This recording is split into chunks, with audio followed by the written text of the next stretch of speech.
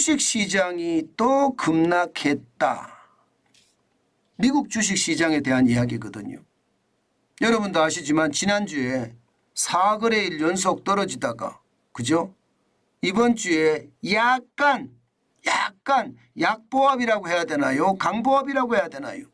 반등을 했습니다. 그러나 오늘 새벽에 미국 주식시장은 여지없이 또 무너졌습니다. 나스닥 종합지수가 전일 대비해서 1.57% 급락했습니다. 시장의 분위기가 싸하죠. 나스닥이 이렇게까지 연일 떨어지는 것을 보면 말입니다. 금리가 높다. 결국은 시장의 위협이 금리 앞에 장사 없다가 점점 현실화돼가는 느낌이다. 저는 이렇게 생각합니다. 실질적으로 보면 말입니다. 나스닥 종합지수는요. 1.57% 장 시작과 동시에 떨어지기 시작해서요. 막판에 약간 끌어올리긴 했지만 역부족이었습니다. 결국은 1.57%가 빠졌고요. 207.71이 빠져서 13,063.61로 마감했습니다. 기술주 중심입니다. 나스닥은. 빅테크 기업들이 많아요. 빠졌다는 이야기입니다. 빅테크 기업들이.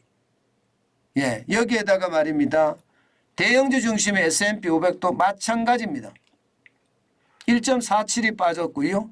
63.91이 빠져서 이게 4,300도 붕괴시켜 버렸습니다. 4,300도. 4,273.53까지 떨어졌습니다.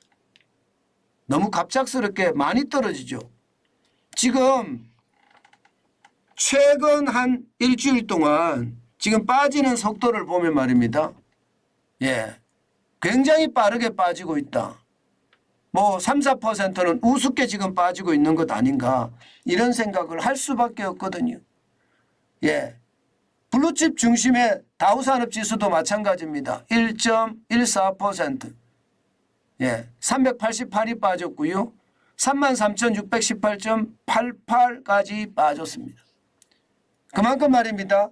다우산업도 그렇고요. S&P 500 지수도 그렇고요.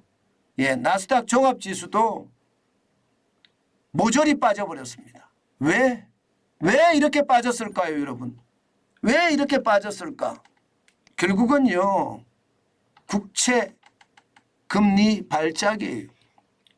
지금 보시는 것처럼 말입니다. 9월 26일 보세요.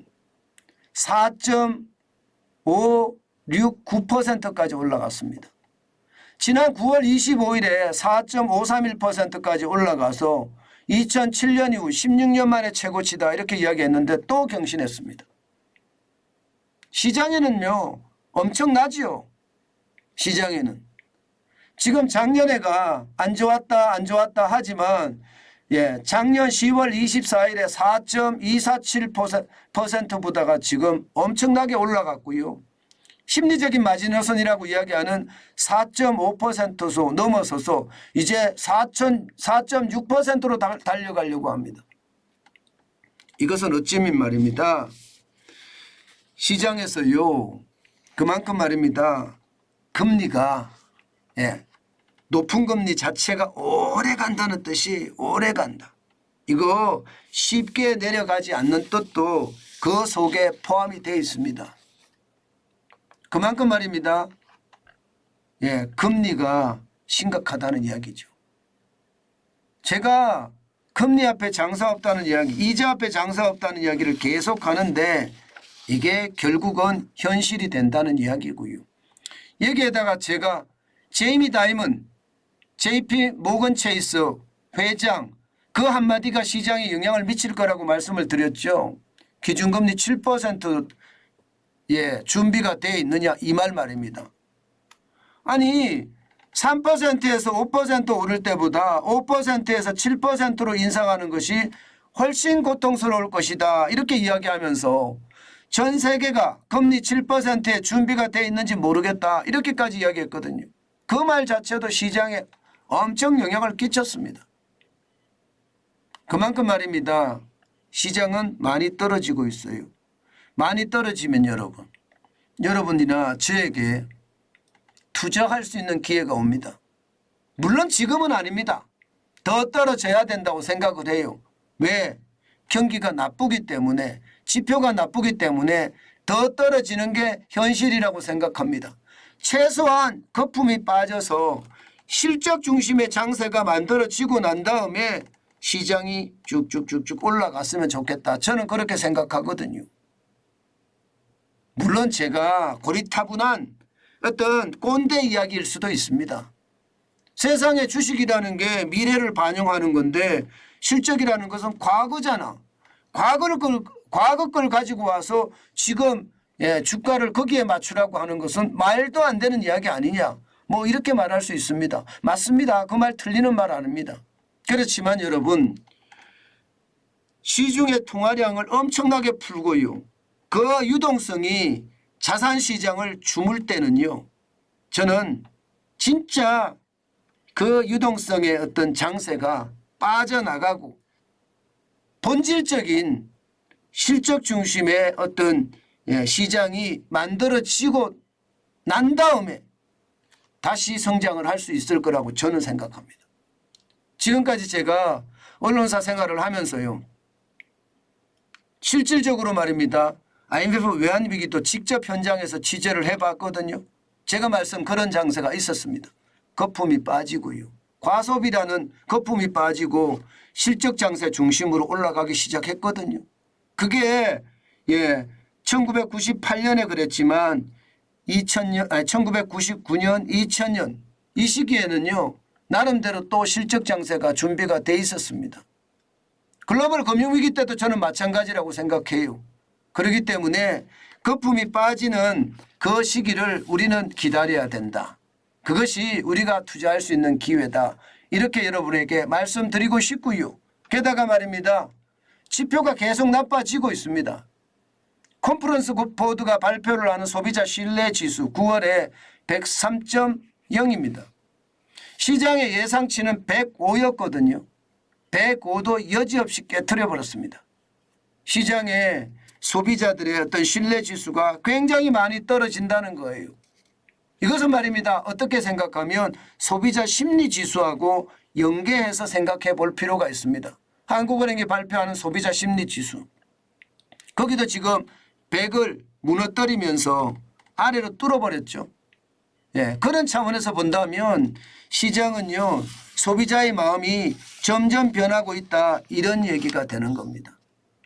결국 말입니다. 여러분. 시장은 거품이 빠지고 다시 한번 실적 중심의 성장을 저는 시작하지 않겠느냐. 이런 아주 담대한 생각도 저는 해봅니다. 때문에 여러분 투자는 기회가 옵니다. 서둘지 마시기 바랍니다.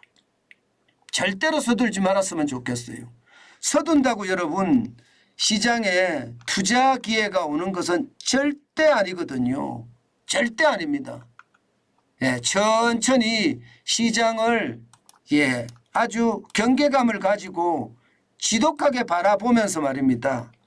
시장의 어떤 분위기를 읽어야 됩니다. 지금 같은 시기에는요. 남들이 장에 간다고 따라가는 것은 절대로 되지 않습니다. 그것은 어쩌면 말입니다.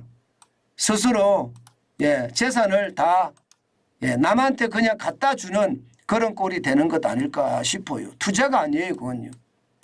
반드시 투자를 해야 되니까 투자라면 시장을 호시우보라고 했습니다. 강력하게 봐야 됩니다. 호시우보라는 게 그렇잖아요. 호랑이 눈으로 보고요. 소의 발걸음으로 뚜벅뚜벅 걸어가자는 게 호시우보입니다. 그만큼 말입니다. 시장을 독하게 보자는 그런 의미가 강하게 깔려 있으니까요. 거기에 여러분들도 대응하시는 게 좋다. 오늘 아마 주식시장도 똑같을 겁니다. 변동성이 굉장히 클 거고요. 큰 변동성에 조심하시는 거 잊지 마시기 바라겠습니다. 그만큼 말입니다. 시장의 움직임 들쭉날쭉할 겁니다. 오늘 같은 경우는 모르겠어요. 저도 오늘 같은 경우 저축을 할 수 있는 기회가 올까? 그러면 저는 당연히 한 주, 두 주 저축을 할 겁니다. 그만큼 말입니다. 시장의 어떤 경계감을 가지고 지속하게 쳐다보는 거 굉장히 중요하다. 그 말씀 다시 한번 올립니다. 정환진 TV를 보시면요. 시장의 상황, 투자의 기회 늘 찾을 수 있으니까요. 언제든 정환진 TV를 보시면 저는 대환영입니다.